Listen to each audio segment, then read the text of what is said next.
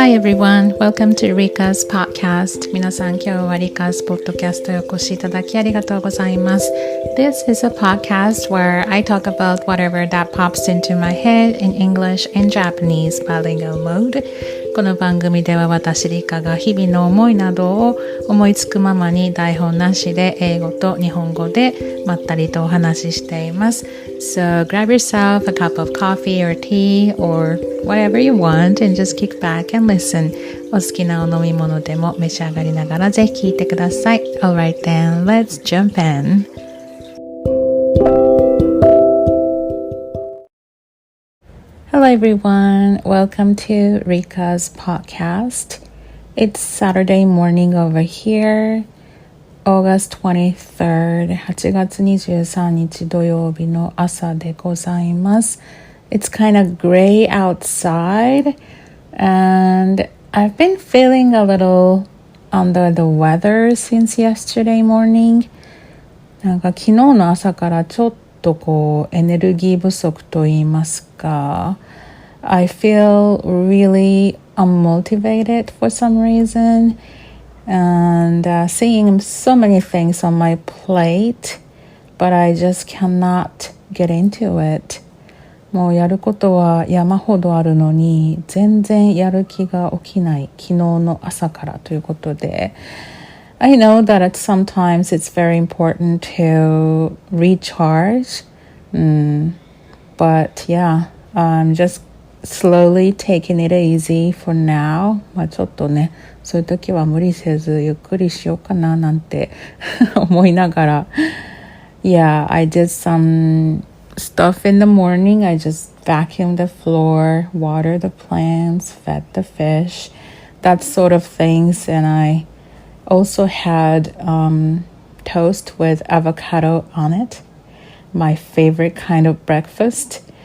まあ掃除機かけたり洗濯したりとかある程度のことはしてで大好きなアボカドトーストを朝食べたっていうことで hoping to have more motivation kicking in pretty soon もう少ししたらモチベーション上がってくるのかなもうそれとも今日もダラダラ過ごすのかななんて思いながら座ってますけど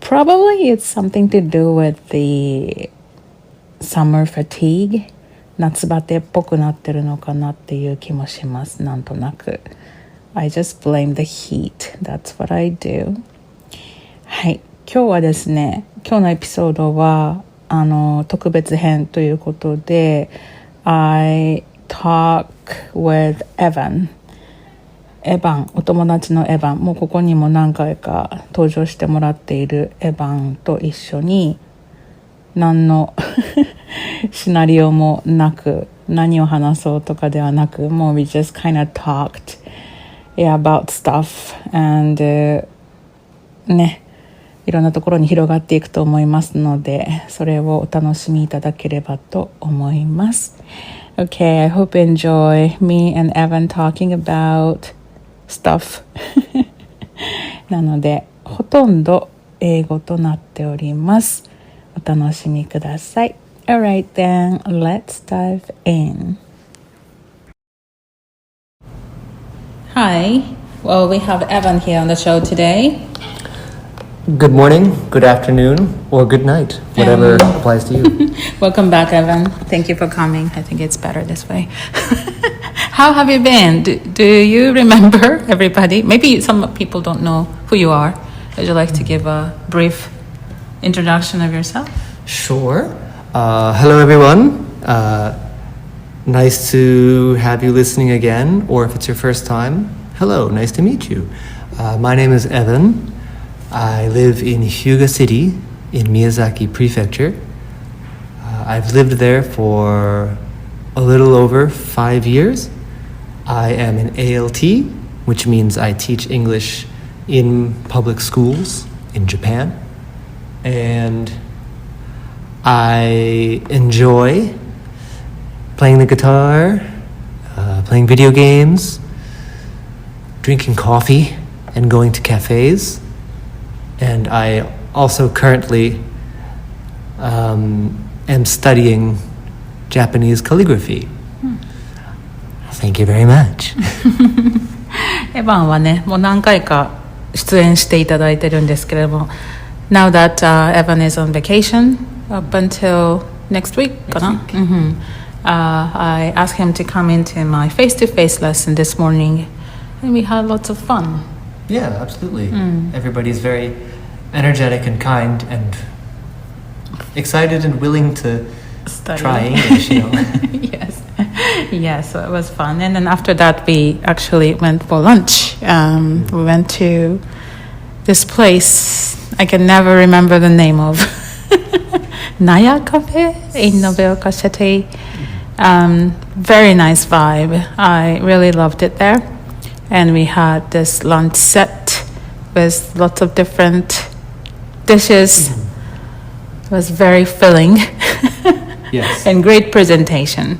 Would you like to describe what the cafe was like? Yeah, the cafe was very like bare bones aesthetic. So you could see many of the wooden beams that support the building. They're exposed, which is very in vogue now. It's very in style. And it kind of felt like a fancy farmhouse. Yeah, fancy farmhouse for sure. Farmhouse chic. It's very stylish and very nice. And it feels very homey. Very cozy. Very cozy and comfortable and not pretentious.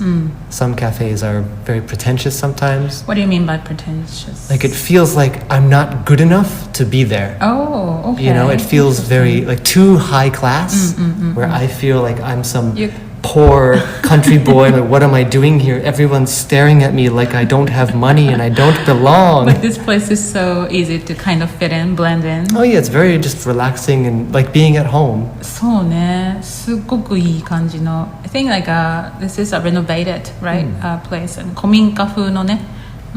で、なんだろうね。The vibe itself is just so welcoming, and then you feel like you can stay there for a very long time. So, and the dishes that we had, I think the main part was the hamburger steak. That was really tasty. And around that, they have like all different veggies. And do you remember anything about that? Yeah, I remember there was very delicious like potatoes and vegetables with hijiki. And very good rice. Rice with many 15個米 The grains. Yeah, rice with many grains in it.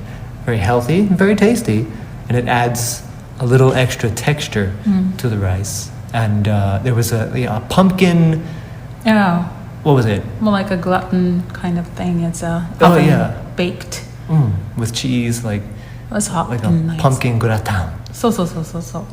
To Goya that you didn't really like. I'm not a fan of Goya. It's not the cafe's fault. Any Goya, I'm not a huge fan. But you finished it in the end. Of course, like I can eat Goya. But it's just not my preference. And it has a itsy-bitsy plate of natto, a very fancy-looking natto. Yes. At first, we didn't know what it was, but we smelled it. It's like, okay, definitely natto. Yeah, and like when I picked it up, I could see the kind of sticky strings, much like a spider web. Like, oh, it is natto. And, you know, it wasn't bad. Not bad at all. I'm not a big fan of natto either. But it was fine. It's all about the presentation, like I was saying when we were looking at the dishes. It's so beautiful looking, and it makes it, you know, tastier than actually is. So because I don't really do that kind of thing at home, so it kind of reminded me how important the presentation can be.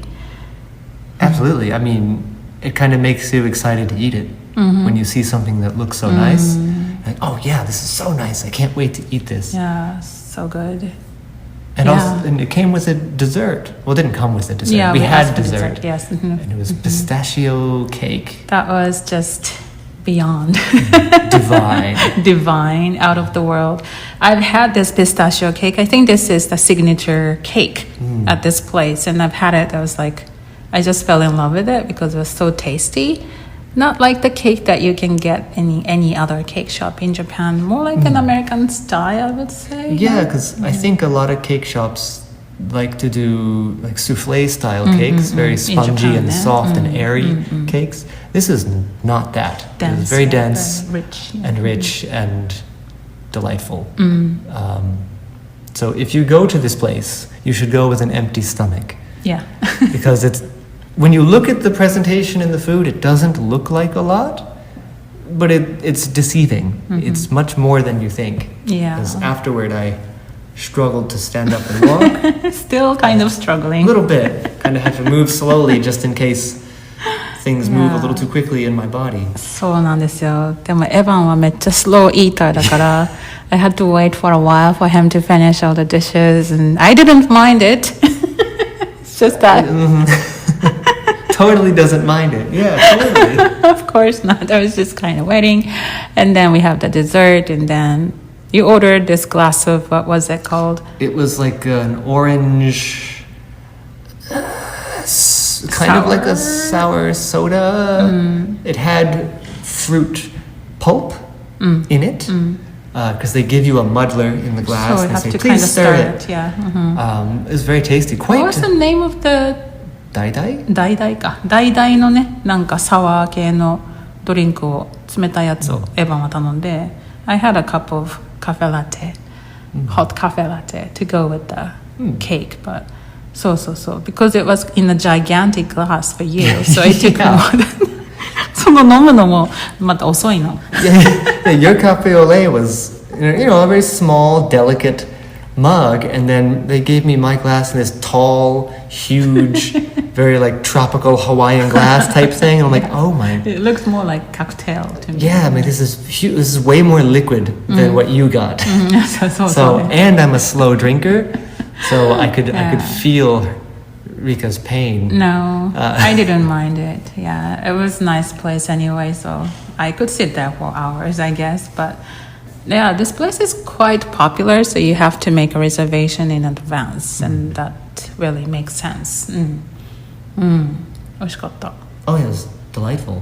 Thank you for taking me. そう。まあね、I would like to take Evan out once in a while, but it's been overdue, so I really. But we did go out. Yes, it was for Beer Garden the other day. That's right. Yes, but it was with a lot of students. So, but anyway, so I don't really know what we're going to talk about other than lunch.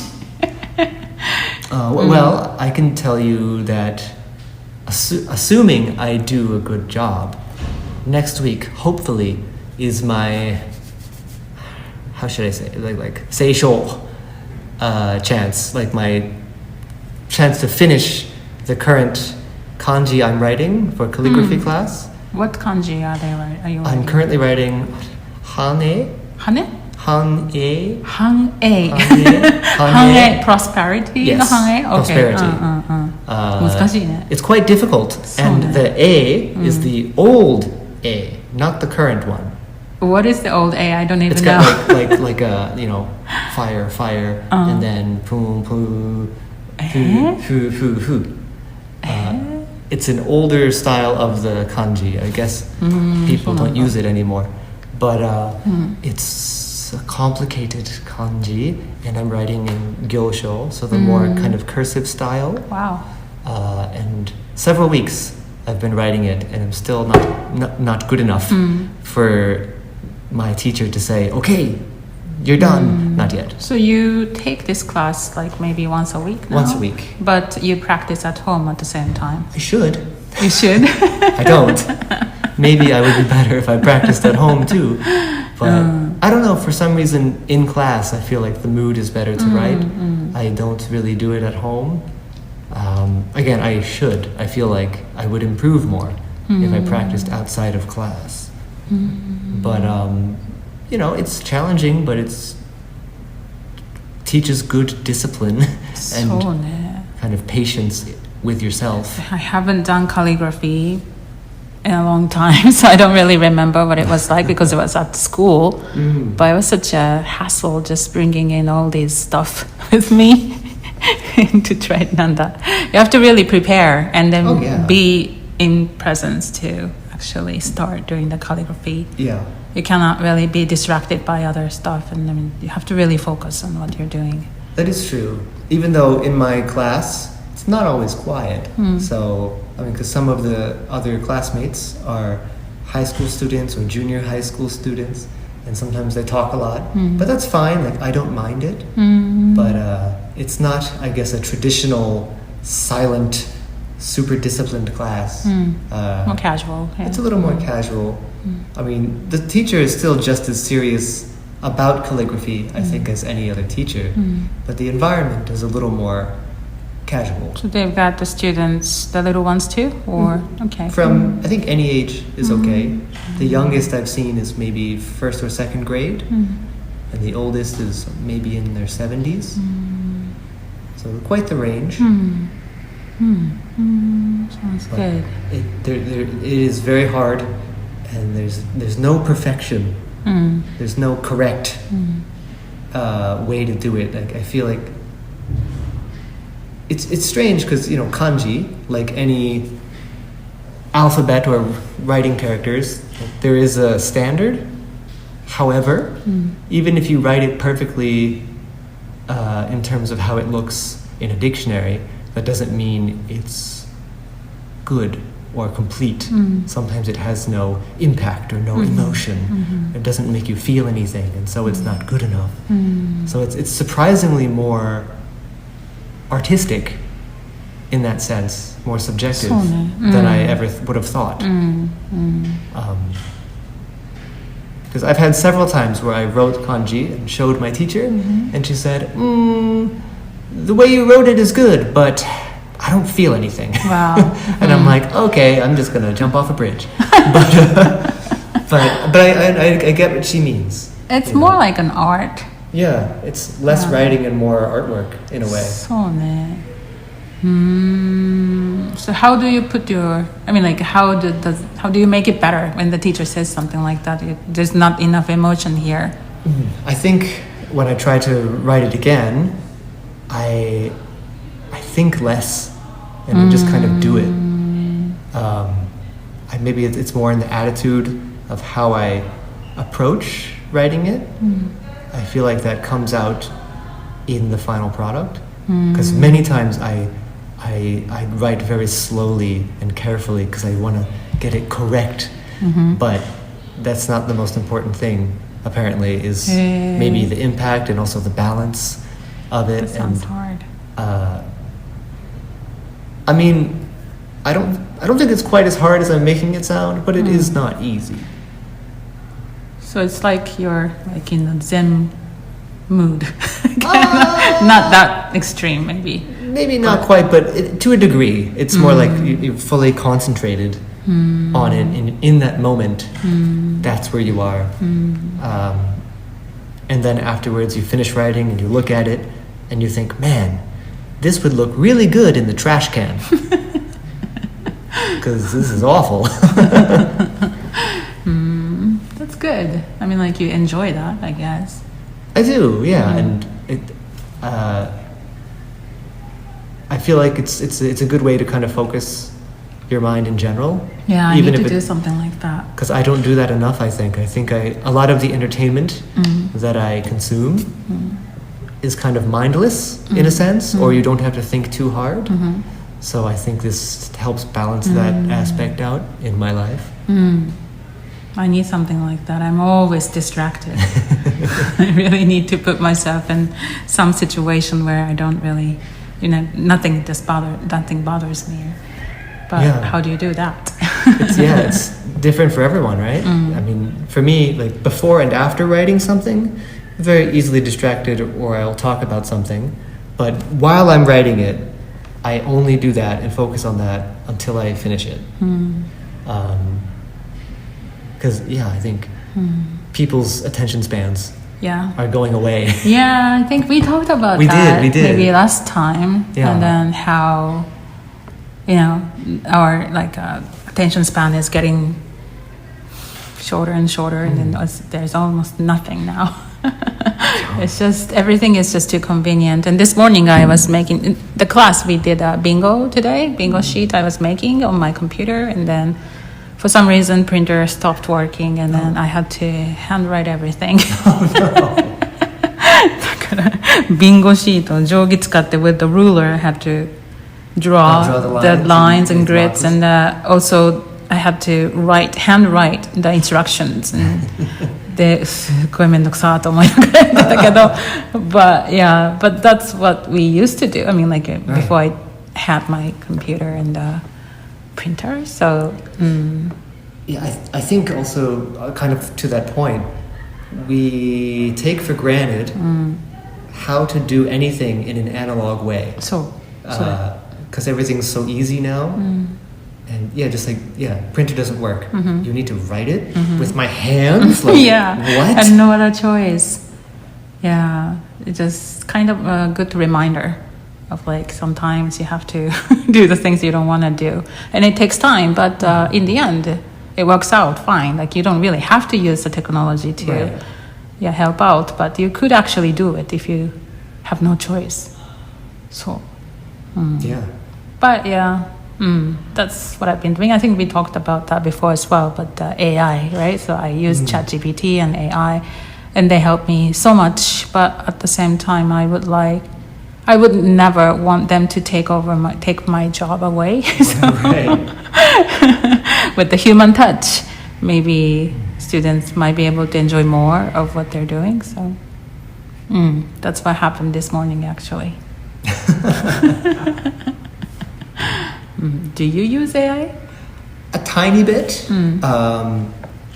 Sometimes I use it just for my own entertainment, because I know there's a big debate right now about AI with art, and I know especially a lot of artists, they specifically try to not use AI or maybe even boycott or not support anyone that uses AI because it takes away the artists from the art. And I understand that.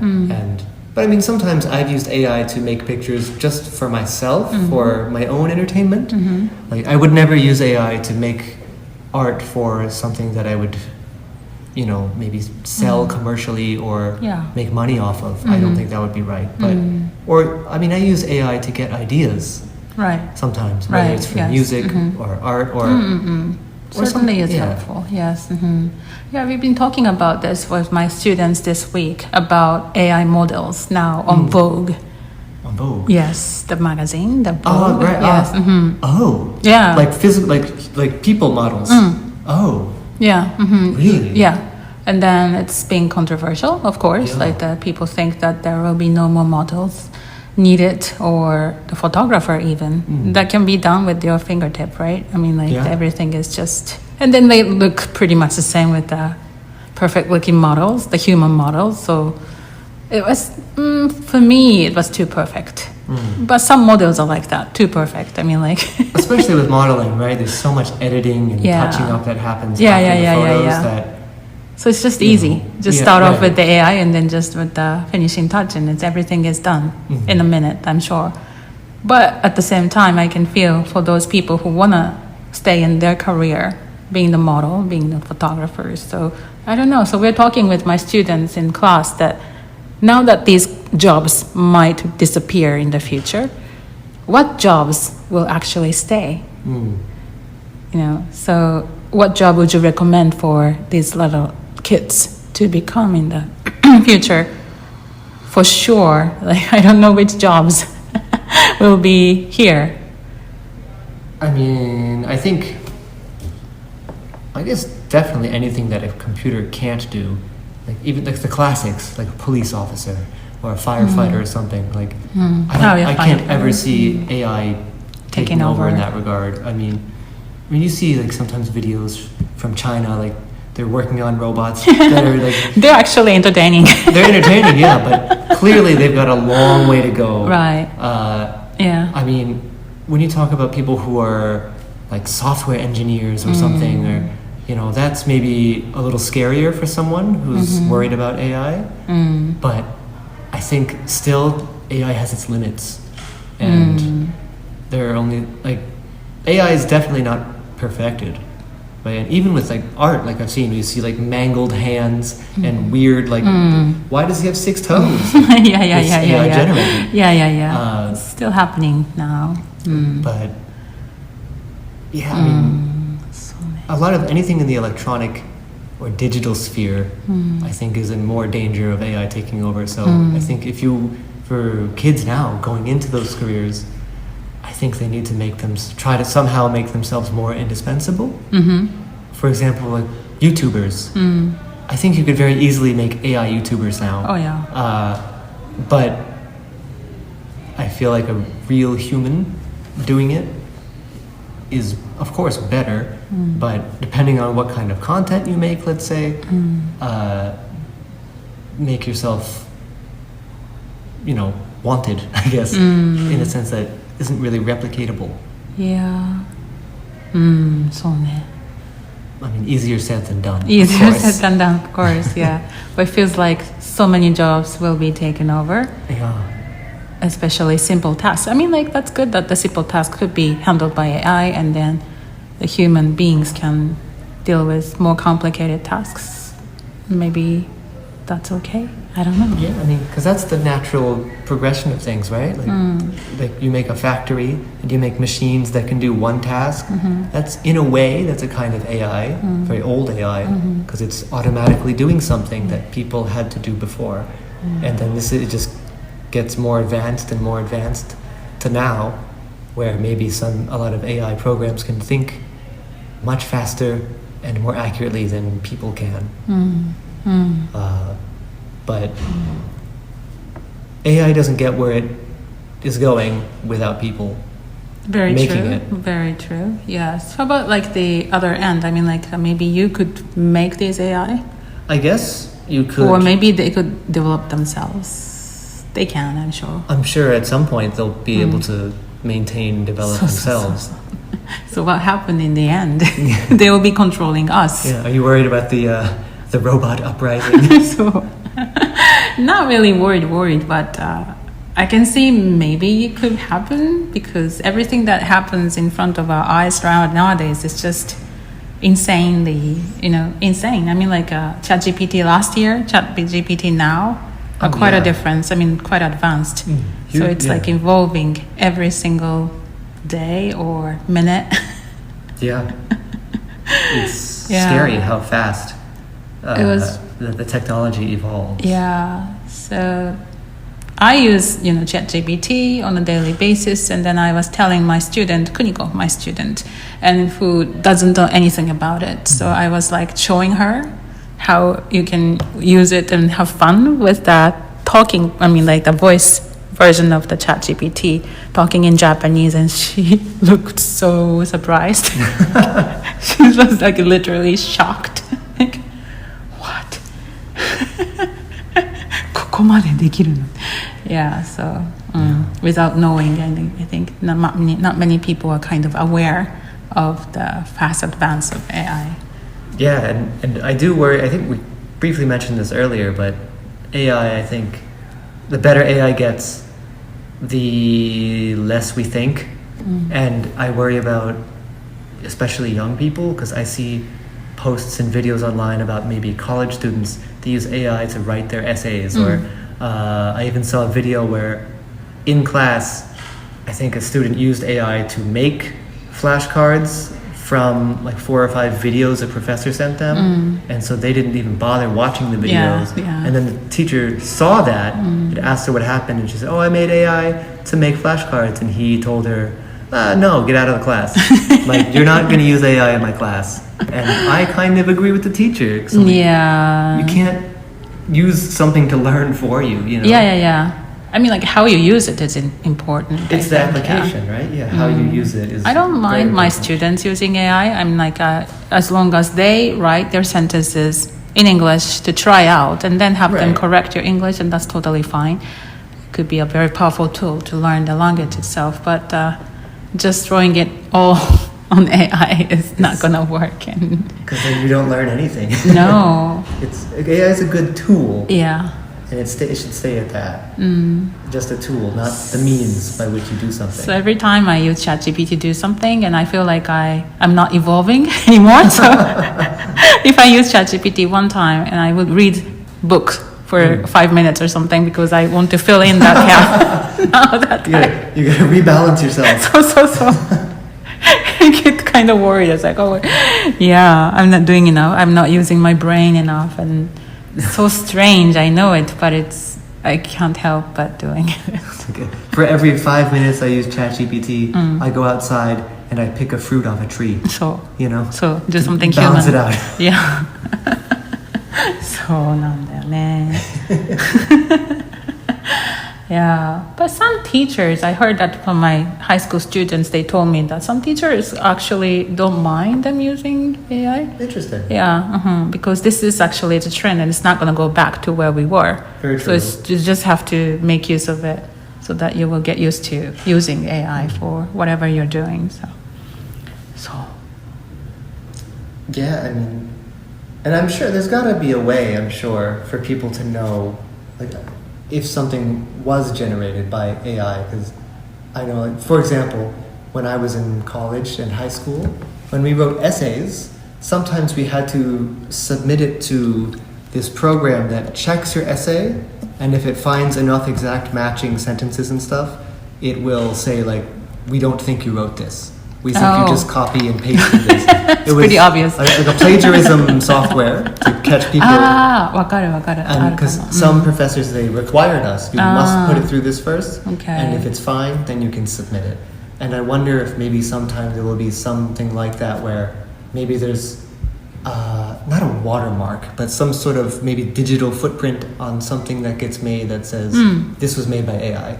So people can know. Yeah. But I wonder, maybe that already exists. I think I don't know. That already exists. Yes.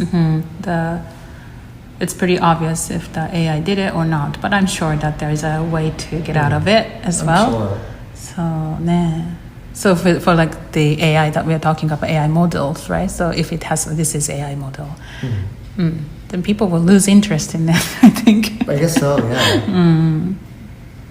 Yeah. But then if you don't say it's an AI model, and it is an AI model, well, I guess that's ethically ambiguous. So yeah. This is an interesting world we live in right now, for sure.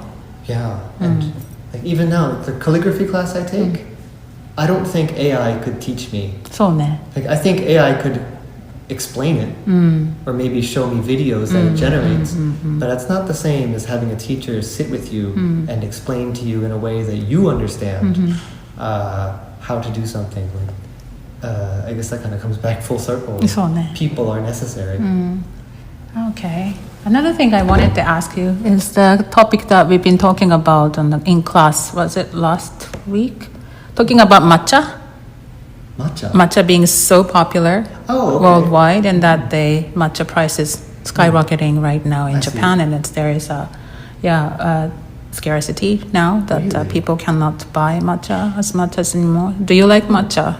Yeah, I like matcha. Do you think there is a trend that they actually have lots of matcha flavored cake and?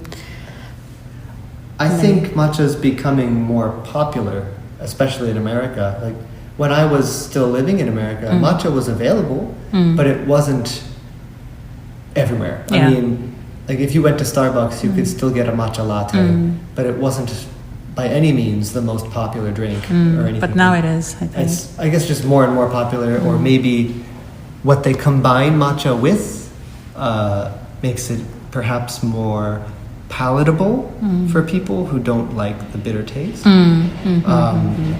But I do think it's becoming much more popular, which understandably would make prices go up. Yeah. And matcha is more, I think it's harder to make, produce. I think we drink zencha, which is Japanese tea, much more, and the matcha is very little, I think, when you compare with the production itself. So, yeah. That's interesting you say that, because I saw a video on Instagram the other day. It was a Japanese person who went to America, and they tried a matcha latte, and immediately her face was like, this is not matcha, like this does not taste right. And I'm like, is it because it's foreign matcha or maybe just that type in general? I don't know, but I wonder, maybe does it taste different based on what you just said, like maybe the way it's made or cultivated? I'm not really familiar with matcha itself, but with the Japanese tea, for example, I was in San Francisco one day. I was like really, really thirsty. I was craving for tea, and I went into 7-Eleven and found a bottle of oyocha. Yes, so I was like, oh, I got it, and I just gulped it down, and it was very sweet. I had to spit it out because it was sweetened green tea, and then maybe more people in the States are used to the sweet green tea, and maybe sweet matcha flavored latte and things like that. So.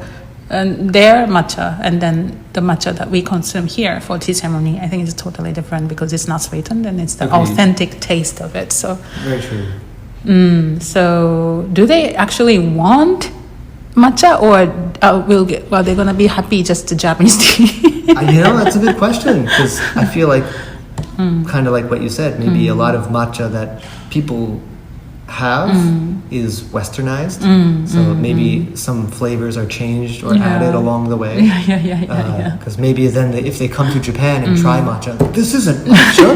This isn't the matcha I know and fell in love with. So, this is an abomination. Now that we don't have enough matcha to sell or export, and I think that China is actually thinking about producing matcha so that they can sell, but I'm not sure how I feel about that. I'm actually surprised they haven't already started. They might have already, I don't know. Yes, but it was kind of interesting that the demand is so huge now. Probably one of the reasons is matcha, the color of the green matcha looks healthier.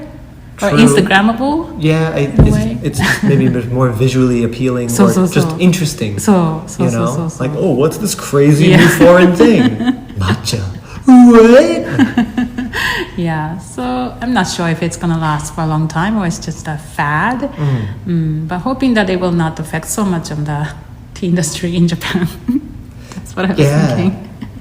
I do wonder. People are just coming to Japan and buying them in bulk and then getting them back home. That's what I hear. So, Wow. I mean, even when I've vacationed in Japan before, as a souvenir, I bought Japanese matcha for people back home because here's authentic Japanese matcha. Please try it. But I wonder if you do that times 1 million. That's a lot, We're thinking about the over tourism now, so how much they're bringing it back home, right? But that was kind of interesting. AI and matcha, what a great combination. And hopefully AI cannot make matcha. Maybe not. I don't see that's happening anytime soon. Hopefully that collab doesn't happen. Try this AI generated matcha. AI generated matcha. How does it taste? Digital. I guess what AI cannot do, the jobs that they cannot take over, is something to do with the smell. I guess so. I feel like anything in the physical world, like a texture or taste, something. I guess maybe that kind of thing. Because I might not be able to. I don't know. I think you could program AI to make some of these things, but I feel like testing as a program, it's not going to really understand maybe nuances and the intricacies in making something like food or drinks that a person would. I'm not saying that AI wouldn't be able to do it and it wouldn't taste good. I just feel like it's missing something. Okay, interesting. Oh, it's been very fun talking to you. Likewise. I would love to welcome you back on the show again. I'd be happy to reappear. Like a magician's rabbit, I guess. I'd be happy to be back anytime. Wonderful. 今日はエヴァンと AI とお茶についてお話ししました。それでは see you next time. Have a wonderful day or night. Bye.